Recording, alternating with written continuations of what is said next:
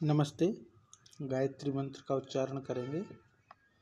ओम भूर्भुवः स्वः तत्सवितुर्वरेण्यं भर्गो देवस्य धीमहि धियो यो नः प्रचोदयात्। ॐ शान्ताकारं भुजगशयनं पद्मनाभं सुरेशं विश्वाधारं गगनसदृशं मेघवर्णं शुभांगं लक्ष्मीकान्तं कमलनयनं योगिभिर्ध्यानगम्यं वन्दे विष्णुं भवभयहरं सर्वलोकैकनाथम्। ॐ यं ब्रह्मा वरुणेन्द्ररुद्रमरुतः स्तुन्वन्ते दिव्यैः स्तवैः वेदैः साङ्गपदक्रमोपनिषदैर्गायन्त्यं सामगाः। ध्यानावस्थिततद्गतेन मनसा पश्यन्ति यं योगिनो यस्यान्तं न विदुः सुरासुरगणा। देवाय तस्मै नमः, देवाय तस्मै नमः। गीता माता ऑनलाइन कक्षा में आप सभी का स्वागत है। आज की इस कक्षा से हम त्रयोदश अध्याय अर्थात 13वें अध्याय का आरंभ करेंगे, जिसका नाम है क्षेत्र क्षेत्रज्ञ विभाग योग। क्षेत्र और क्षेत्रज्ञ इन दोनों का क्या अंतर है, क्या विभाग है, इसका हम अभ्यास इस 13वें अध्याय में करेंगे। तो क्षेत्र क्षेत्रज्ञ विभाग योग। अब इसमें भगवान क्षेत्र और क्षेत्रज्ञ के विषय में बतलाएंगे। क्षेत्र क्या है, क्षेत्रज्ञ क्या है। तो जब ये अध्याय शुरू हुआ तो इसमें भगवान पूरे शुरुआत से ही इसके विषय में बतलाना आरंभ करेंगे। तो यहाँ पे जो है भगवान कहते हैं, भगवान का वाक्य है, सबसे पहले है ओम श्री परमात्मने नमः। अथ त्रयोदशोऽध्यायः, 13वां अध्याय है, जिसमें क्षेत्र क्षेत्रज्ञ का लक्षण कहा है। भगवान की वाणी है। भगवान कहते इदं शरीरम कौन्तेय क्षेत्रमित्यभिधीयते एतद्यो वेत्ति तं प्राहुः क्षेत्रज्ञ इति तद्विदः। तो क्या कहते हैं, इदं शरीरम कौन्तेय क्षेत्रमित्यभिधीयते एतद्यो वेत्ति तं प्राहुः क्षेत्रज्ञ इति तद्विदः। तो अब कहते क्या है कि हे कौन्तेय अर्थात हे अर्जुन, इदं शरीरम क्षेत्रम इति अभिधीयते। इदम माने यह, शरीरम माने शरीर, क्षेत्रम माने क्षेत्र, इति माने इस नाम से अभिधीयते जाना जाता है या कहा जाता है। और एतद यह वेत्ति तम क्षेत्रज्ञम इति तद्विदु प्राहु, और जो इसको जानता है उसको क्षेत्रज्ञ कहते हैं। क्षेत्र और क्षेत्रज्ञ का अर्थ क्या है, तो भगवान यहाँ पर क्षेत्रज्ञ का अर्थ क्या, क्षेत्र के शब्द क्यों प्रयोग किया। क्षेत्र होता क्या है। क्षेत्र का मतलब है, क्षेत्र का मतलब है, इसका अर्थ खेत भी होता है। क्षेत्र खेत या स्थान, उसको क्षेत्र कहते हैं। लेकिन यहाँ पे जो प्रयोग किया गया है क्षेत्र का मतलब है खेत से, शरीर रूपी खेत। और इसको जानने वाला जो है वो क्षेत्रज्ञ है, क्योंकि जानने के अर्थ में ज्ञा शब्द प्रयोग किया जाता है। जैसे सर्वज्ञ, सर्वज्ञ का मतलब क्या है, जो सब कुछ जानता हो। अल्पज्ञ, जो अल्प जानता हो। वेदज्ञ, जो वेद को जानता हो, है ना। इस प्रकार से तो यहाँ पे जो शब्द प्रयोग किया गया क्षेत्रज्ञ अर्थात जिसको क्षेत्र की जानकारी हो, ये कहा गया है।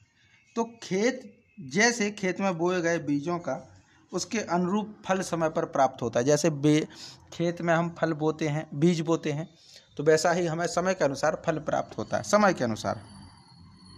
वैसे ही शरीर रूपी खेत में बोए हुए कर्मों के संस्कार रूप बीजों का समय पर प्रकट होता है।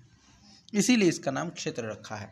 माने इस शरीर को भगवान ने क्षेत्र क्यों कहा, खेत क्यों कहा? क्योंकि जिस प्रकार हम भूमि में जो बीज डालेंगे उत्पत्ति तो होगी, माने अंकुरित तो होगा, वैसा ही फल प्राप्त होगा। वैसे ही ये शरीर है कि इस शरीर में किए गए कर्मों के जो संस्कार हैं वह संस्कार बीज बन करके शरीर में रहते हैं और बाद में फिर वह वैसे ही फल देने लगते हैं। कहते हैं ना कि जो जैसा सोचता है और करता है वह वैसा ही बन जाता है।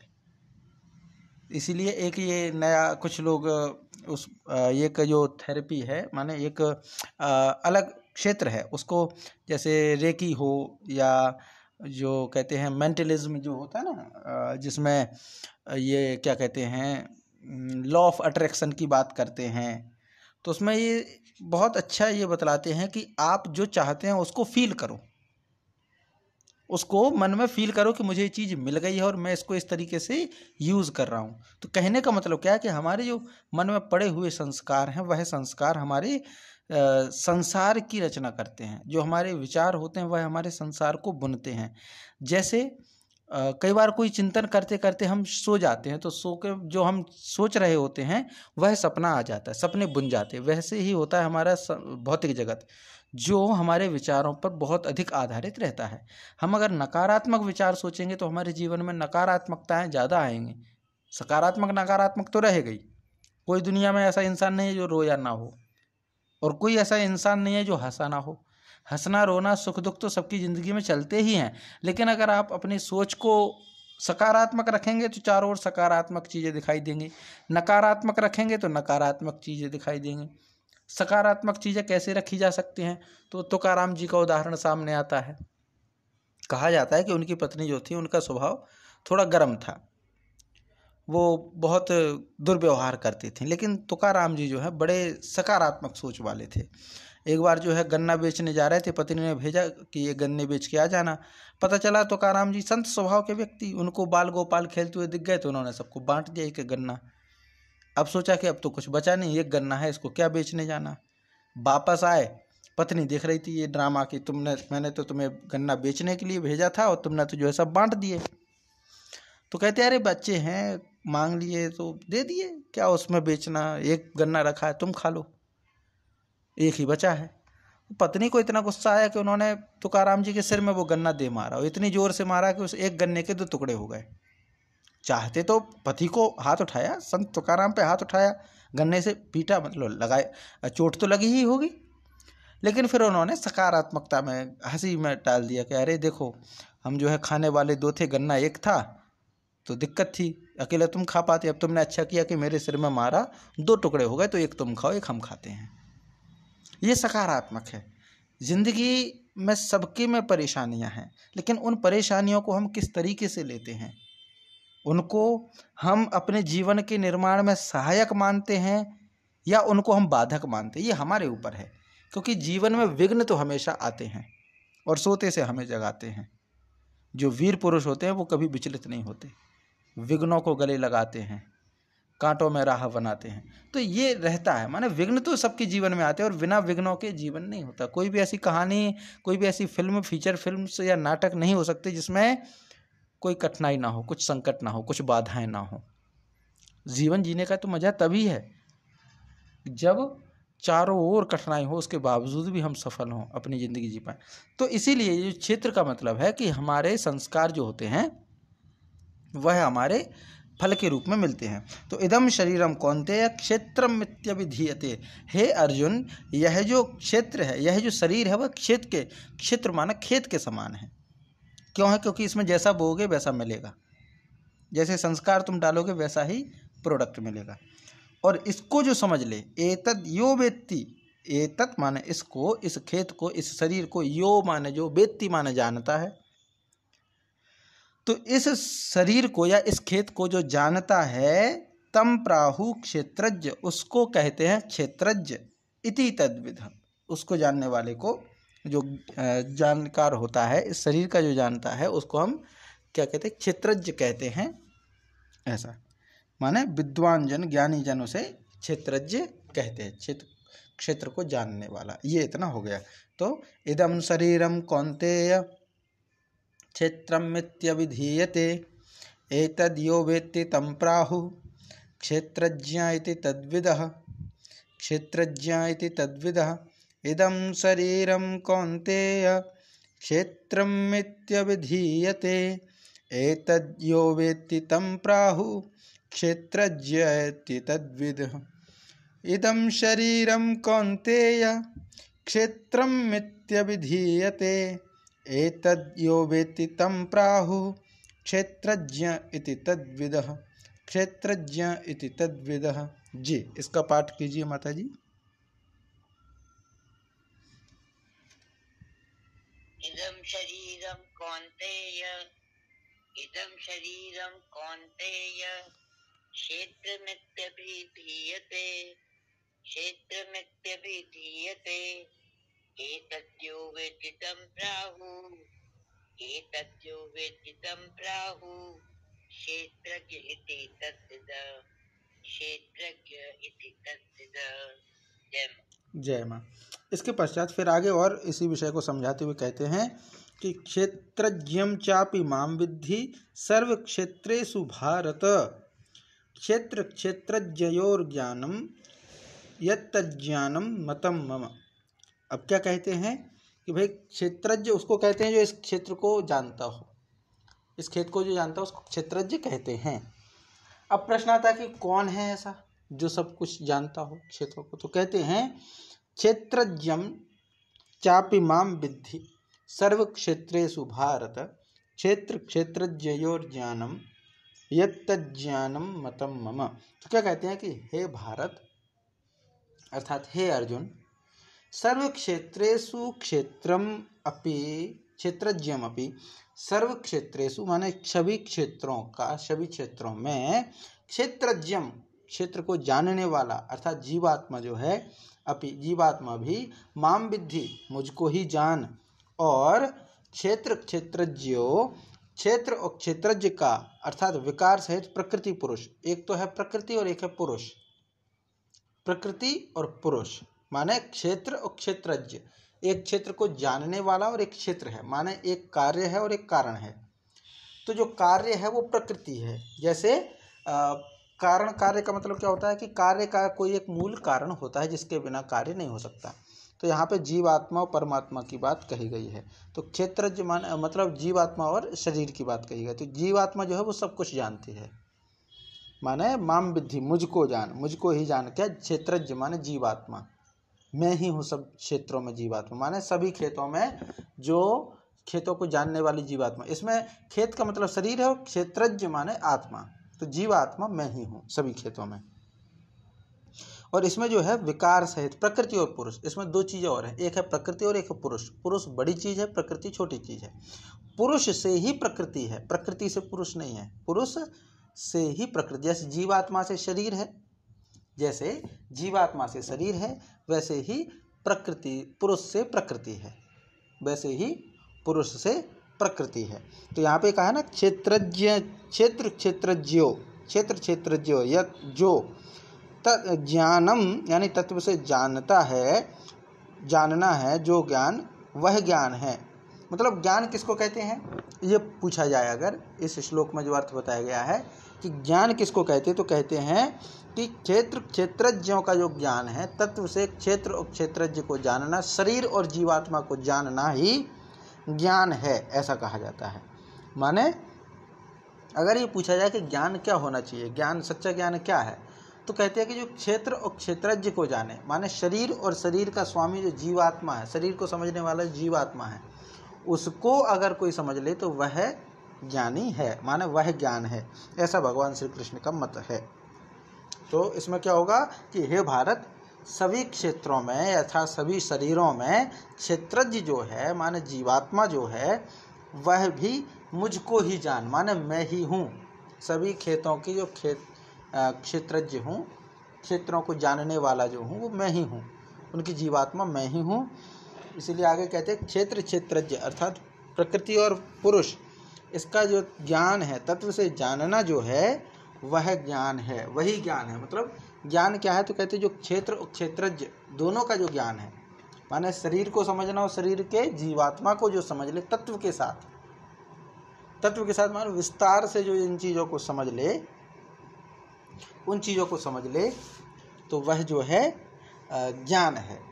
तो सच्चा ज्ञान वही है जो शरीर और जीवात्मा में अंतर कराए, क्षेत्र और क्षेत्रज्ञ का अंतर बताए, ज्ञान कराए। ऐसा भगवान श्री कृष्ण का मत है। तो इसका हम पाठ करते हैं कि क्षेत्रज्ञं चापि मां विद्धि, क्षेत्रज्ञं चापि मां विद्धि सर्वक्षेत्रेषु भारत, सर्वक्षेत्रेषु भारत। क्षेत्रक्षेत्रज्ञयोर्ज्ञानं, क्षेत्रक्षेत्रज्ञयोर्ज्ञानं यत्तज्ज्ञानं मतं मम, यत्तज्ज्ञानं मतं मम। क्षेत्रज्ञं चापि मां विद्धि, क्षेत्रज्ञं चापि मां विद्धि सर्वक्षेत्रेषु भारत, सर्वक्षेत्रेषु भारत। क्षेत्रक्षेत्रज्ञयोर्ज्ञानं, क्षेत्रक्षेत्रज्ञयोर्ज्ञानं यत्तज्ज्ञानं मतं मम, यत्तज्ज्ञानं मतं मम। जी, इसका पाठ कीजिए माता जी।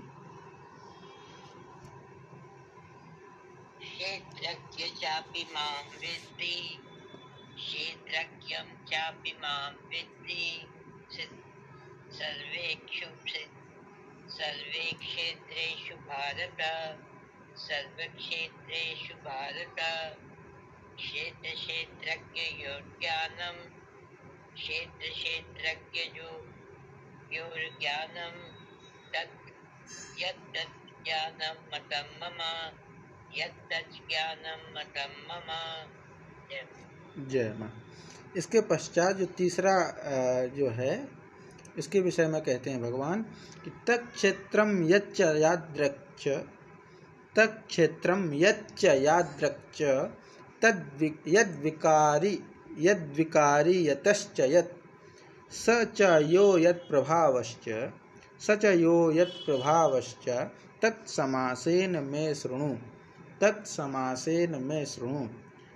तत्क्षेत्रं यच्च यादृक्च यद्विकारी यतश्च यत् स च यो यत्प्रभावश्च तत्समासेन मे शृणु। तो क्या कहते हैं? तत् माने वह, क्षेत्र माने क्षेत्र, वह जो क्षेत्र, वह क्षेत्र जो और जैसा है, तथा यद विकारी जिन विकारों वाला है, और यत माने जिस से कारण से, यत माने जो हुआ है, तथा वह क्षेत्रज्ञ भी जो और जिस प्रभाव वाला है, वह सब मुझसे, वह सब संक्षेप में मुझसे सुन। माने इसमें क्या है कि भगवान अर्जुन को ये कहते हैं कि भाई ये जो क्षेत्र है, जो सब एक जैसा और जैसा दिखाई दे रहा है, जिसमें विकार हैं, है ना, और जिस कारण से ये उत्पन्न हुआ है वह, तथा जो क्षेत्रज्ञ भी जो है, जिसका प्रभाव है। माने भगवान क्या कहते हैं कि ये जो क्षेत्र है वो क्षेत्रज्ञ है, इनकी उत्पत्ति, इनके विकार, इनके प्रभाव। खेत माने शरीर का विकार, प्रकृति जो है वो विकारवान है, प्रकृति में विकार है, पुरुष में विकार नहीं है। पुरुष अर्थात ईश्वर, प्रकृति माने जो हमें दिखाई दे, सृष्टि।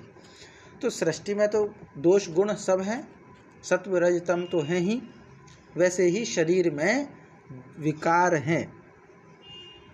और जो क्षेत्रज्ञ हैं, जो जीवात्मा है, उसका क्या प्रभाव है, यह सब भगवान संक्षेप में अर्जुन को बतलाएंगे, ऐसा कथन इसमें कहा है। तो यहाँ पे जो कहते हैं कि तत्क्षेत्रम यच्च यादृक्च, वह क्षेत्र जो औरों के जैसा दिखता है और जिन विकारों वाला है और जिस कारण से वह उत्पन्न हुआ है, वह सब क्षेत्रज्ञ भी और जो जिस प्रभाव वाला है। माने जो क्षेत्रज्ञ है वह और उसका क्या प्रभाव है, यह सब संक्षेप में मुझसे सुन। तत्समासेन, समासेन माने संक्षेप में। एक होता है व्यास और एक होता है समास। व्यास का मतलब विस्तार करना, समास का मतलब संक्षेप करना, समास का अर्थ है संक्षेप करना। इसीलिए भगवान वेद व्यास, वेद व्यास का मतलब क्या है, क्योंकि उन्होंने वेदों का विस्तार किया, विभाजन तो किया लेकिन विस्तार किया, क्योंकि व्यास का अर्थ है विस्तार करना। तो उन्होंने वेदों का विस्तार किया, इसीलिए वो वेद व्यास कहलाए। और समास का मतलब होता है संक्षेप करना, इसीलिए समास होता है। जैसे राजा का पुत्र, ये बड़ा पंक्ति है, इसको हम एक छोटे से पद में कहेंगे तो क्या कहेंगे, राजपुत्र। तो राजा का पुत्र, इतने बड़े वाक्य को एक छोटा सा शब्द बना दिया, हो गया राजपुत्र। ऐसा। तो ये समास का मतलब होता है। तो भगवान कह रहे हैं कि समास से माने संक्षेप में वह सब ज्ञान कि क्षेत्र क्या है, वह कैसे उत्पन्न हुआ, उसमें क्या विकार हैं, क्षेत्रज्ञ क्या होता है, क्षेत्रज्ञ के क्या प्रभाव हैं, ये सब चीज़ें मुझसे विस्तार से सुन। तो ये बातें यहाँ पर तीसरे श्लोक में भगवान कहते हैं अर्जुन को। तो इसका पाठ करेंगे हम। तत्क्षेत्रम यच्च यादृक्च, तत्क्षेत्रम यच्च यादृक्च, यद्विकारी यतश्च यद्विकारी यतश्च यत्, सचयो यत्प्रभावश्च, सचयो यत्प्रभावश्च, तत्समासेन मे शृणु, तत्समासेन मे शृणु। तत्क्षेत्रं यच्च यादृक्च, तत्क्षेत्रं यच्च यादृक्च, यद्विकारी यतश्च तत्, यद्विकारी यतश्च तत्, सचयो यत्प्रभावश्च, सचयो यत्प्रभावश्च, तत्समासेन मे शृणु, तत्समासेन मे शृणु। जी, इसका पाठ कीजिए माता जी। तत्क्षेत्रं यच्च यादृक्श्च, तत्क्षेत्रं यच्च यादृक्श्च, यद्विकारी यतश्च यत्, यद्विकारी यतश्च यत्, सचयो यत्प्रभावश्च, सचयो यत्प्रभावश्च, तत्समासेन मे शृणु, तत्समासेन मे शृणु। ये गुरुजी, ये ऋणु नहीं है, शृणु, शृणु है, शृणु शाह है और ऋषि की मात्रा श्री है, श्री। तो जो एक होता है ऋणु और दूसरा है, वो ऋण दूसरा होता है, ऋ। उसमें एक और लट्टा होता है वो इसमें ये जो है शाह है, शाह जैसे वो लिखते हैं ना, हम क्या कहते हैं, जैसे एक शब्द है श्याम, श्याम का जो शाह है वो शाह है आधा, इसमें ऋषि वाली री लगी है। हाँ, तो ऋषि क्या है, स्वर है, तो उसकी मात्रा होती है वो नीचे गोल लगी हुई है। तो शृणु, हाँ, शृणु, शृणु, श्री ऋणु, हाँ, शृणु मतलब सुनना। जी जी। इसके पश्चात अभी भगवान ने कहा अर्जुन से कि क्षेत्र और क्षेत्रज्ञ के बारे में मैं संक्षेप में कहूँगा। क्या कहेंगे, तो आगे अब ये बतलाते हैं कि ऋषिभिर बहुधा गीतम, ऋषिभिर बहुधा गीतम, छंदोभिर्विविधे पृथक, छंदोभिर्विविधे पृथक, ब्रह्मसूत्रपदैश्चैव, ब्रह्मसूत्रपदैश्चैव, हेतुमद्भिर्विनिश्चितैः, हेतुमद्भिर्विनिश्चितैः। ऋषिभिर्बहुधा गीतं, छन्दोभिर्विविधैः पृथक्, ब्रह्मसूत्रपदैश्चैव, हेतुमद्भिर्विनिश्चितैः।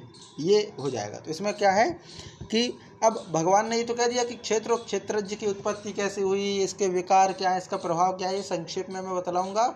अब कहते हैं कि इसके विषय में क्या क्या कहा गया है। तो कहते हैं कि ऋषिभिर, ऋषि भी माने ऋषियों के द्वारा, बहुधा माने बहुत प्रकार के, गीतम, गीतम माने गाया गया है, कहा गया है। गीतम का अर्थ यहाँ पे गेय, गेय माने गायन से होता है या कहने से होता है। तो गीतम का अर्थ कहना अर्थ भी हो जाएगा, गीतम माने गाया गया है, माने इसकी महिमा गाई हुई है क्षेत्र और क्षेत्रज्ञ की। तो कहते हैं ऋषियों द्वारा बहुत प्रकार से इसके गुणगान किए गए हैं। क्षेत्र और क्षेत्रज्ञ तत्व के विषय में ऋषियों द्वारा बहुत प्रकार से बहुत कुछ कहा गया है। और क्या कहते हैं, विविध है, विविध है माने विविध प्रकार के, छंदो भी, छंदो भी, छंद का मतलब होता है वेद, छंद का एक अर्थ होता है वेद, श्रुति का एक अर्थ होता है वेद, वेद के बहुत सारे नाम हैं, तो उसमें से एक है छंद। तो छंद का अर्थ है वेद, और छंदो भी माने वेद मंत्रों के द्वारा भी, विविधेह छंदो भी, विविध प्रकार के वेद मंत्रों के द्वारा भी, पृथक गीतम च, विभाग पूर्वक भी इन विषयों पे कहा गया है। माने ऋषियों ने बहुत प्रकार से इस विषय में कहा है, बहुत कुछ बातें कही हैं। वेद मंत्रों में भी इस विषय में बहुत कुछ कहा गया है। आगे कहते हैं विनिश्चितैः, माने भली भांति निश्चित किए हुए, हेतु मत भी युक्ति युक्त, युक्ति से युक्त, माने कारण से युक्त, हेतु मतलब होता कारण, इससे युक्त ब्रह्म सूत्र पदे, ब्रह्म सूत्र के पदों में भी ये सब कहा गया है। तो कहने का मतलब क्या है, भगवान कहते हैं कि जो क्षेत्र और क्षेत्रज्ञ का संबंध है, क्षेत्र के विषय में, क्षेत्रज्ञ के विषय में जो बातें हैं वो न केवल मैं कहूँगा, अपितु मुझसे पहले बहुत सारे ऋषि गण भी इस विषय को कह चुके। ऋषियों के अलावा वेद मंत्रों में भी क्षेत्र क्षेत्रज्ञ के विषय में कहा गया है। और ब्रह्म सूत्र है, ब्रह्म सूत्र वेदांत का एक ग्रंथ है, तो ब्रह्म सूत्र में भी ये सब बातें क्षेत्र क्षेत्रज्ञ के विषय में बहुत कुछ कहा गया है। ब्रह्म सूत्र के पदों में बहुत कुछ कहा गया है। तो भगवान यही कह रहे हैं कि क्षेत्र क्षेत्रज्ञ के विषय में जो बातें होंगी वह नई बातें नहीं होंगी, इससे पहले भी ये सब कहा जा चुका है। तो इसका मतलब यही है कि ऋषियों के द्वारा बहुत कुछ बातें इस विषय में कही गई हैं। वेद मंत्रों में भी बहुत सारे प्रकार से बहुत सारे मंत्र हैं, वेद मंत्र हैं, उनमें भी इस विषय में कहा गया है। और भली भांति युक्ति से युक्त जो ब्रह्म सूत्र हैं, ब्रह्म सूत्र में भी बहुत सारे पद इस विषय में हैं। ये अभी बता रहे हैं कि मतलब क्षेत्र क्षेत्रज्ञ के विषय में क्या क्या मटेरियल उपलब्ध है, माना कहाँ कहाँ से हम पढ़ सकते हैं। ये उसकी मतलब ये प्रामाणिकता दे रहे हैं कि भाई ये जो है ऐसा ही नहीं है कि मैं ही कह रहा हूँ, वेदों में भी इस विषय में कहा गया है और ब्रह्म सूत्र में भी इस विषय में कहा गया है, और बहुत सारे ऋषि भी इस विषय की प्रशंसा करते हैं। तो पहले विषय की विशेषता बतलाते हैं कि हम जो विषय पढ़ने वाले हैं, अभी भगवान ने अर्जुन को ये नहीं बताया कि क्षेत्रज्ञ क्या है, क्षेत्रज्ञ की परिभाषा क्या है, स्वरूप क्या है, ये नहीं। पहले ये बताया कि क्षेत्रज्ञ के विषय में क्या क्या कहा गया है, फिर बताएंगे क्षेत्र है क्या। पहले महत्व तो जाने, क्योंकि बिना परिचय के रुचि नहीं जागती, बिना पहचान के जिज्ञासा नहीं होती। जिज्ञासा करने के लिए कुछ पूर्व का ज्ञान भी तो आवश्यक है, पूर्व का ज्ञान आवश्यक तो है। कोई बच्चा जिसने आम देखा ही ना हो तो वो आम की जिज्ञासा नहीं कर सकता। जिसने कोई पकवान देखा ही ना हो तो उसकी कल्पना कर ही नहीं सकता। तो कल्पना करने के लिए, रुचि जगाने के लिए, जिज्ञासा करने के लिए पूर्व ज्ञान होना आवश्यक है। तो अर्जुन का मन क्षेत्र और क्षेत्रज्ञ के विषय में, अर्जुन के अलावा हम सब का मन जो गीता का पाठ कर रहे हैं उन सब का मन क्षेत्र क्षेत्रज्ञ के विषय से जुड़े, इसके लिए आवश्यक है कि ये विषय कितना महत्वपूर्ण है। तो इसके महत्व को कैसे प्रतिपादित किया कि ये जो विषय है इसके विषय में बहुत सारे ऋषियों ने अपने अपने विचार प्रस्तुत किए हैं। वेद मंत्रों में भी इस विषय में बहुत सारे मंत्र आए हुए हैं, और ब्रह्म सूत्र में भी बहुत सारे पद हैं जो इस विषय से आए हुए हैं। तो ये पूरा भगवान अभी अर्जुन को बता रहे थे। इसका हम पाठ करते हैं कि ऋषिभिर बहुधा गीतम, ऋषिभिर बहुधा गीतम, छंदोभिर्विविधैः पृथक्, छंदोभिर्विविधैः पृथक्, ब्रह्मसूत्रपदैश्चैव, ब्रह्मसूत्रपदैश्चैव, हेतुमद्भिर्विनिश्चितैः, हेतुमद्भिर्विनिश्चितैः, ऋषिभिर्बहुधा गीतं, ऋषिभिर्बहुधा गीतं, छंदोभिर्विविधैः पृथक्, छंदोभिर्विविधैः पृथक्, ब्रह्मसूत्रपदैश्चैव, ब्रह्मसूत्रपदैश्चैव, हेतुमद्भिर्विनिश्चितैः, हेतुमद्भिर्विनिश्चितैः। जी, इसका पाठ कीजिए माता जी।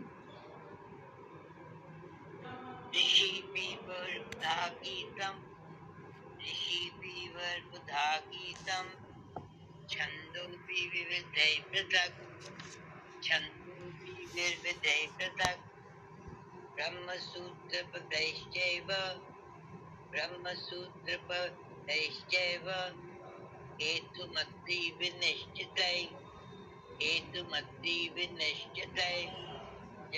जय माँ। अब इसके पश्चात भगवान जो है अब यहाँ से शुरू कर रहे हैं दोनों विषय को। पहले क्षेत्र समझना, क्षेत्रज्ञ समझना। तो क्षेत्र के विषय में क्या कहते हैं भगवान के, क्षेत्र क्या है, स्वरूप क्या है, क्षेत्र का स्वरूप क्या है। तो अर्जुन से कहते हैं, श्लोक है जो भगवान कह रहे हैं कि महाभूतान्यहंकारो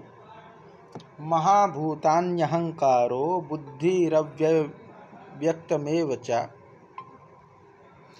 महाभूतान्यहंकारो बुद्धिरव्यक्तमेव च, इंद्रियाणि दशैकं च पंचचेन्द्रियः गोचराः। तो अब इसमें क्या कह रहे हैं कि पंचभूतानि अर्थात 5 महाभूत, महाभूतानि मतलब 5 महाभूत हैं। 5 महाभूत कौन कौन से हैं? आकाश, वायु, अग्नि, जल और पृथ्वी। और इनकी उत्पत्ति ऐसे ही है, माने आकाशाद वायु, आकाश से उत्पन्न है वायु, वायु से उत्पन्न है अग्नि, और अग्नि से उत्पन्न है जल। जल की जो उत्पत्ति है वो अग्नि से हुई है। प्रकृति दोनों की विपरीत है। जल अग्नि को स्वीकार नहीं करता, लेकिन उत्पन्न जो है अग्नि से ही है। और जल से उत्पन्न हुई है पृथ्वी तत्व जल से उत्पन्न है। तो ये 5 महाभूत हैं जिससे पूरी सृष्टि निर्मित है, जो संपूर्ण सृष्टि में निर्मित हैं। हर जगह ये सब मौजूद हैं। कुछ दिखाई देते हैं, कुछ दिखाई नहीं देते हैं, कुछ महसूस होते हैं, कुछ तो महसूस भी नहीं होते हैं। जैसे आकाश है, तो आकाश का मतलब क्या है? स्पेस, जगह, खाली स्थान, जहाँ वायु भी ना हो, जहाँ जल भी ना हो, जहाँ अग्नि ना हो, जहाँ पृथ्वी ना हो, तो वो जो स्थान है वो आकाश कहलाता है। वायु तो हम महसूस करते ही हैं, अग्नि है जो ज्वलनशील है, जल है जो शीतल है, और पृथ्वी है गंधवती, इसकी गंध आती है। तो ये जो है 5 महाभूत हैं। ये किसका वर्णन चल रहा है? ये स्वरूप बतलाना है भगवान क्षेत्र का। भगवान ने जो क्षेत्र कहा है उसका स्वरूप क्या है, तो बतला रहे हैं कि भगवान के द्वारा कहा हुआ जो क्षेत्र है उसका स्वरूप है 5 महाभूतानि, यानी 5 महाभूत। और फिर क्या है? अहंकार, फिर है बुद्धि, फिर अव्यक्त माने मूल प्रकृति जो व्यक्त नहीं होती, वह अव्यक्त, और 10 इंद्रियां। 10 इंद्रियों में कौन कौन सी? ज्ञानेंद्रियां और कर्मेंद्रियां, तो ये 10। और फिर एक मन है। 5 माने क्या है? इंद्रिय गोचर। गोचर का मतलब क्या होता है? गोचर का मतलब है कि गाय का चरने का स्थान। और इंद्रियों को कहा गया है गो। और गो का जो अर्थ है, एक अर्थ है इंद्रिय और एक अर्थ है गाय। ठीक, गाय माने धेनु, गाय, काऊ जो दिखाई देती है, गौ माता। तो गौ का एक अर्थ है धेनु माने गाय, और एक अर्थ है इंद्री। तो गाय जहाँ विचरण करे वो गोचर, और इंद्रियां जहाँ विचरण करें वो गोचर। तो गोचर पद जो है वो 2 अर्थों को लिए हुए है। पहले जो है गोचर की भूमि होती थी। गोचर की भूमि होने से अभिप्राय गायों के लिए कुछ जमीन खाली छोड़ दी जाती थी जो उनके लिए घास वगैरह उत्पन्न कराती थी, तो वो गोचर की भूमि होती थी। अब तो खैर बहुत सारे कब्जे हो गए हैं गोचर की भूमि, तो पहले गोचर की भूमि छोड़ी जाती थी, माना गाय जहाँ पर विचरण कर सके वो गोचर। तो इंद्रियां जहाँ विचरण करें वो गोचर। गो का मतलब इंद्रियां भी होती हैं, गो का मतलब इंद्रियां भी होती हैं। तो गोचर अर्थात जहाँ पे इंद्रियां विचरण करें। तो इंद्रियां कहाँ कहाँ विचरण करेंगी? तो 5 तत्व हैं, 5 प्रकार की ज्ञानेंद्रियां, तो 5 तत्व हैं। जैसे इनको हम तन मात्राएं भी कहते हैं, दर्शन की भाषा में इनको हम तन मात्राएं, ये शरीर का परिचय है। हमारा जो शरीर बना हुआ है इसका पूरा परिचय है। तो इसमें क्या है कि इंद्रियों के जो विषय हैं, 5 जो विषय हैं वो इंद्रियों के, जैसे स्पर्श, शब्द अर्थात क्या है? आकाश। शब्द का मतलब होता है ध्वनि, और बिना आकाश के ध्वनि नहीं होती। वो ठीक है कि वायु से विचरण होता है तो ठीक है, लेकिन आकाश में शब्द उत्पन्न होता है, आकाश में शब्द उत्पन्न होता है, घर्षण होता है, कोई भी आवाज होती है तो वो तभी हो पाती है जब स्पेस रहता है, बिना स्पेस के शब्द उत्पन्न नहीं हो सकते। तो वो आकाश जो है, आकाश का जो तन्मात्रा है या विषय है, वो क्या है? शब्द है। और इसकी जो इंद्री है वो है श्रोत्र, माने कान। श्रोत्र शब्द जो है वो श्रोत्र माने शब्द सुने जाते कानों से, और आकाश का जो प्रतीक है वो कान है। आकाश के जो प्रतीक हैं वो कान है। ठीक है, तो जो श्रोत्र इंद्री है, श्रोत्र इंद्री है, उसका जो विषय है वह है शब्द, जो आकाश से संबंधित है। दूसरा जो है स्पर्श। स्पर्श किसका होता है? त्वचा से स्पर्श करते हैं वायु का। हालांकि स्पर्श तो सब होते हैं, जल भी स्पर्शवान है, तेज का भी हल्का गर्माहट तो होती है, और पृथ्वी का भी होता है स्पर्श तो। लेकिन वायु जो है बिना स्पर्श के महसूस के नहीं होती। वायु को देख नहीं सकते, धूल दिखाई देगी, वायु दिखाई नहीं देगी। वायु दिखाई नहीं देगी। वो ठीक है कि हम ये अनुमान लगा लेते हैं कि भाई कपड़े उड़ रहे हैं तो वायु चल रही है, वायु है। पत्तियां हिल रही हैं तो वायु है। कागज उड़ रहे हैं तो वायु है। कचरा उड़ता दिखाई दे रहा है तो वायु है। पर वायु को नहीं देख सकते, उसको स्पर्श किया जाता है। और स्पर्श करने के लिए जो ज्ञानेंद्रिय होती है वो होती है त्वचा। जिस प्रकार शब्द का जो शब्द तन्मात्रा का जो संबंध था वो कान से था, वैसे ही स्पर्श का जो संबंध है वह त्वचा से है। शब्द का स्पर्श का है त्वचा से, और इसका जो पंच महाभूत से संबंध है वो है वायु से। इसके बाद आता है रूप। रूप, तो रूप किसका है? रूप की जो इंद्री है वो है नेत्र, क्योंकि रूप का दर्शन आंख से होता है। रूप माने आकार, शेप कह लीजिए, शेप कह लीजिए। तो शेप जो होता है वो किससे ग्राह्य होता है? आकार, रूप, रंग, ये सब कैसे? तो नेत्र से। तो रूप नामक विषय जो है वो नेत्र इंद्री से जुड़ा हुआ है। और पंच महाभूत में अग्नि, अग्नि का क्या है? रूप है। अग्नि का रूप है, और इसका संबंध है आंख से। और कहते हैं ना आंख में गर्मी होती है, भगवान शंकर की आंख में बहुत गर्मी है। कामदेव जल के भस्म हो गए थे उसी नेत्र की ज्वाला से। तो आंखों में गर्मी होती है, आंख हमारे ताप को दर्शाती है, और आंख जो है वो अग्नि से जुड़ती है, रूप का ज्ञान कराती है अग्नि, नेत्र। इसके बाद आता है रस।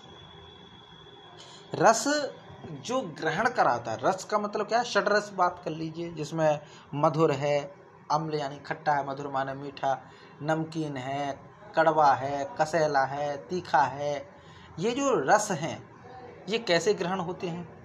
तो इनको ग्रहण करने के लिए जो होता है वो होता है जीव, जिसको हम कहते हैं रसना। रसना, और इसका जो तत्व है वो है जल। इसका जो तत्व है वो है जल। तो पंच महाभूत में रस का संबंध है जल से, लेकिन इसको ग्राह्य कैसे है? तो वो है जीव, यानी स्वाद इंद्री, जो जीव है उसके द्वारा हम जो है इस तत्व को जान पाते हैं। तो हमारी जो जीव नामक इंद्री है, जिह्वा जो इंद्री है, इसका जो विषय है वह है रस। तो शब्द, स्पर्श, रूप, रस। अब अंतिम जो है वो गंध। रस का मतलब जीभ से हो गया है ना। अब है गंध। गंध का संबंध पृथ्वी से है, और इंद्री जो है इसकी वो है घ्राण। घ्राण अर्थात नाक। आप देखिए जो पृथ्वी से नहीं जुड़ा उसमें गंध नहीं आएगी, जो पृथ्वी से उत्पन्न है गंध उसी में है। और सबसे अच्छी गंध कौन सी?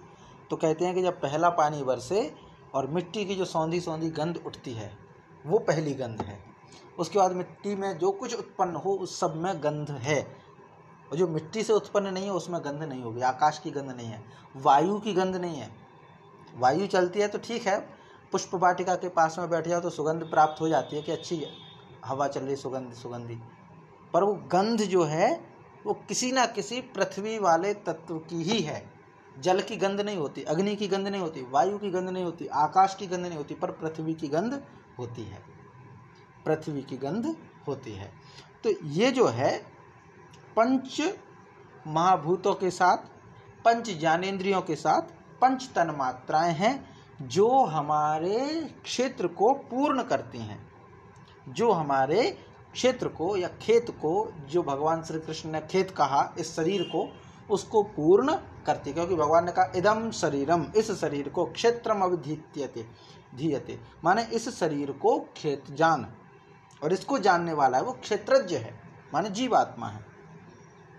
तो अभी भगवान जो है वो किसका परिचय दे रहे हैं? इस क्षेत्र का, इस खेत का। तो इस खेत का संबंध किस किस से है? तो 5 महाभूत हो गए, अहंकार, बुद्धि, मूल प्रकृति, 10 इंद्रियां, 1 मन, 5 तन्मात्राएं, ये सब मिला करके हमारे क्षेत्र का या हमारे शरीर का निर्माण होता है। तो इसमें 5 महाभूत तत्व हो गए, अहंकार हो गया, बुद्धि हो गई, चित्त भी इसी में आता है, मन बुद्धि चित्त अहंकार होता है ना, तो मन बुद्धि चित्त अहंकार, मूल प्रकृति यानी जो अव्यक्त है, जिसको हम जीवात्मा कहें, ठीक।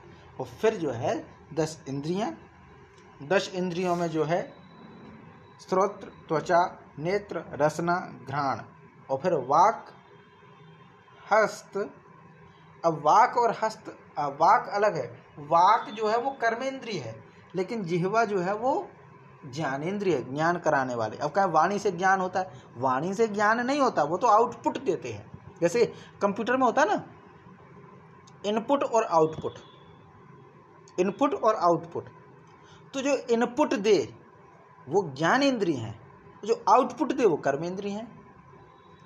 इनपुट देने का मतलब क्या? निर्देश, ज्ञान प्राप्त होना। जैसे हम कंप्यूटर को बतलाते हैं ना कि जैसे हमने कोई फ्लॉपी लगाई, सीडी लगाई, कोई पेन ड्राइव लगाई कंप्यूटर में, तो इसका मतलब क्या? हम इनपुट कर रहे हैं, कुछ उसको दे रहे हैं। जैसे माउस से हमने कोई काम किया, तो माउस जो है वो इनपुट के लिए है, और आउटपुट क्या निकला? तो हम कहते हैं कि साउंड निकल आया, प्रिंटर निकल आया, पिक्चर हमने जो है प्रिंट कर ली, तो ये आउटपुट है। वैसे ही जो टेस्ट लेना है जिह्वा का काम है, वो ज्ञानेंद्रिय माने इनपुट है। शरीर को पता चल रहा है कि ये चीज़ जो है वो गर्म है, ये चीज़ जो है वो लाल है, शरीर को पता चल रहा है कि ये खट्टी है, शरीर को पता चलता है कि ये सुगंधित है या दुर्गंधित है। ये तो इनपुट है ना, शरीर से बाहर तो नहीं निकला कुछ, हमने ज्ञान प्राप्त किया। लेकिन जो आउटपुट है वो कर्म इंद्रियों के द्वारा होता है। जैसे वाक, वाक माने बोलना, बोलने से ज्ञान प्राप्त नहीं होता, वो तो आउटपुट है, हम दूसरे को दे रहे हैं। जैसे कोई शिक्षक पढ़ाता है तो आउटपुट करता है, वो दूसरों को दे रहा है, बिना बोले वो ज्ञान तो ले लेगा, लेकिन ज्ञान को बांटने के लिए बोलना जरूरी है। आगे दूसरी जो कर्मेंद्रिय है वो है हस्त, हाथ। हाथ ज्ञान के लिए नहीं है, ज्ञान प्राप्त करने के लिए हाथ नहीं है, वो कर्म करने के लिए माने आउटपुट देने के लिए है। ऐसे पाद है, उपस्थ है, और मलद्वार है। तो ये जो है 10 इंद्रियां कही गई हैं, 5 ज्ञानेंद्रिय हैं, 5 कर्मेंद्रिय हैं, और फिर इंद्रिय गोचर है। इंद्रिय गोचर माने इंद्रियां जहाँ विचरण करें।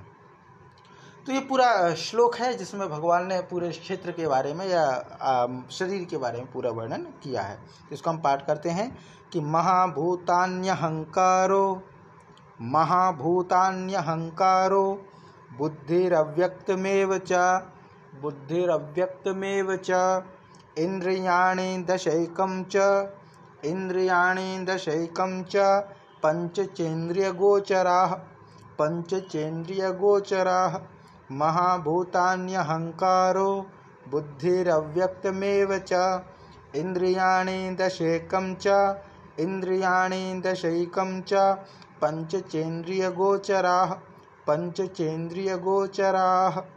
जी माता जी इसका पाठ कीजिए।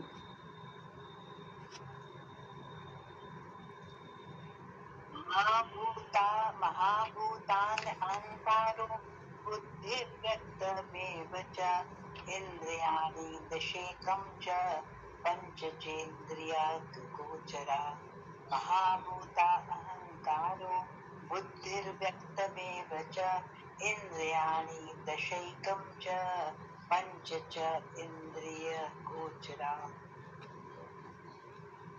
जी माता जी, इसके पश्चात तो अभी जो है इस क्षेत्र माने शरीर का परिचय हुआ कि ये किस किस से निर्मित है, किस किस से मिलकर के बना है, या पूर्णता कैसे होती है।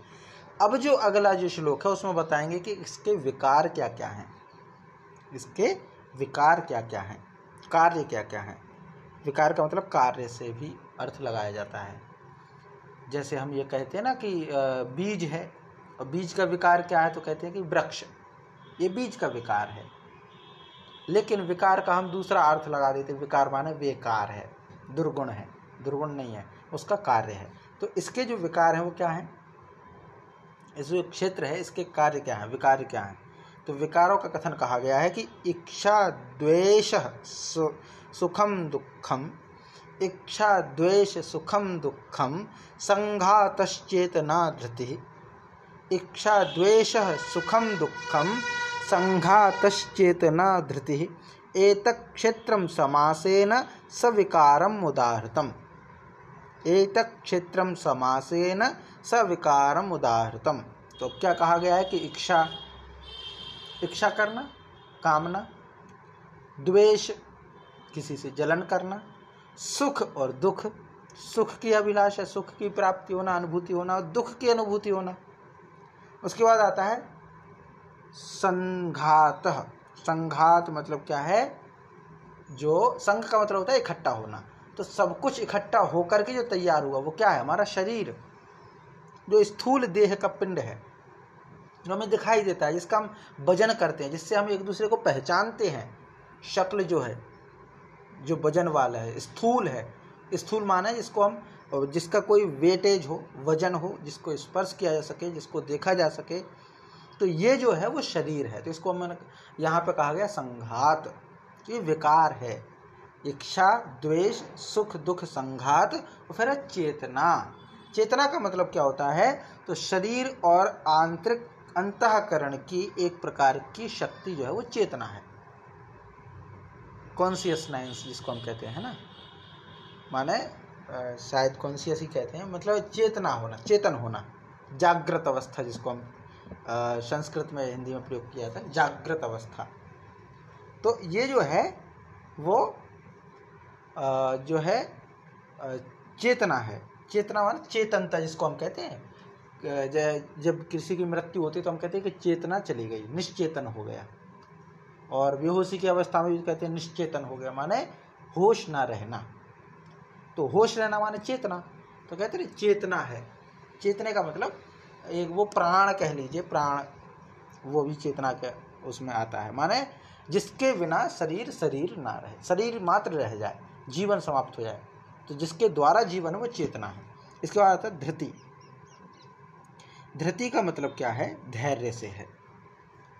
सविकारम माने विकारों के सहित।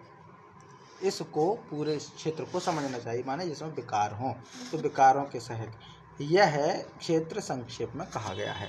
तो ये पूरा वर्णन भगवान ने संक्षेप में क्षेत्र के विषय में कहा है। माने इसकी उत्पत्ति तो बता दी ऐसे ऐसे। अब इसके विकार क्या क्या हैं, तो कहते हैं इच्छा भी इसमें है, द्वेष भी है, सुख और दुख की अभिलाषा भी है, और अनुभूति भी है, स्थूल देह का पिंड भी है, चेतना भी इसमें है, धैर्य भी है, और इन सभी विकारों के साथ इसका अस्तित्व है, जो कि संक्षेप में कहा गया है। सविकारम का मतलब क्या है, विकार के साथ शरीर है। माने ये जो देह है हमारी, इसमें जैसे पृथ्वी है, जल है, अग्नि है, तेज, अग्नि माने तेज है, जल, अग्नि, आकाश, वायु, ये पंच तत्व हैं। इंद्रियां हैं, बिना इंद्रिया के शरीर का कोई अर्थ नहीं रह जाता। तो ये जो इंद्रियां हैं ये शरीर को पूर्ण करते हैं। ये जो विकार हैं ये शरीर को पूर्ण करते हैं। अब देखिए, कोई ऐसा व्यक्ति जिसको सुख दुख के ही अनुभव ना हो, सुख दुख के ही अनुभव ना हो, तो उसको क्या कहेंगे हम? या तो वो पूर्ण अवस्था में पहुंच गया, या फिर वो मतलब अपूर्ण है। दोनों ही अवस्था है, सामान्य नहीं कहेंगे। जिस व्यक्ति को गर्मी का ही एहसास ना हो उसको क्या कहेंगे? सामान्य है। समाज में तो उसको पागल घोषित कर दिया जाएगा, समाज में तो उसको पागल घोषित कर दिया जाएगा। तो इसके साथ में शरीर है, इसके साथ में जीवन है, इसके साथ में पूरे व्यक्ति है। तो ये जो है, इसीलिए कहा गया सविकारम क्षेत्रम, विकार के सहित क्षेत्र है। ये जो शरीर है यह बिना द्वेष के नहीं है, बिना इच्छा के नहीं है। इस शरीर में इच्छाएं भी हैं, इस शरीर में द्वेष भी है, इस शरीर में क्या कहते हैं, सुख भी है, सुख की अभिलाषा भी है, दुख भी है, दुख की अभिलाषा भी है, चेतनता भी है। बिना चेतना के तो क्षेत्र हो ही नहीं सकता, शरीर हो ही नहीं सकता, वो तो मुर्दा है, फिर डेड बॉडी है। धैर्य भी है। तो इन सब विकारों के साथ क्षेत्र है, जो कि संक्षेप में कहा गया है। तो इच्छा द्वेष सुखम दुखम, इच्छा द्वेष सुखम दुखम, संघातश्चेतना धृतिः, संघातश्चेतना धृतिः, एतत्क्षेत्रं समासेन, एतत्क्षेत्रं समासेन सविकारम् उदाहृत, सविकारम् उदाहृत। इच्छा द्वेष सुखम दुखम, संघातश्चेतना धृतिः, एतत्क्षेत्रं समासेन सविकारम् उदाहृतम, सविकारम् उदाहृतम। जी, इसका पाठ कीजिए माता जी। इच्छा द्वेष सुखम दुखम, इच्छा द्वेष सुखम दुखम, संगातश्चेतना धृतिः, संगातश्चेतना धृतिः, एतत्क्षेत्रं समासेन, एतत्क्षेत्रं समासेन सविकारमुदाहृतं, सविकारमुदाहृतं। जय माँ। तो आज हम जो है, आज की कक्षा यहीं पर विराम देते हैं और अगली कक्षा हम आगे से करेंगे। अभी शायद 2 दिन थोड़ा व्यवधान रहेगा कक्षा में, 2 दिन का कक्षा में व्यवधान हो सकता है, तो शायद 2 दिन के अवकाश रखेंगे, उसके बाद कक्षा करेंगे हम।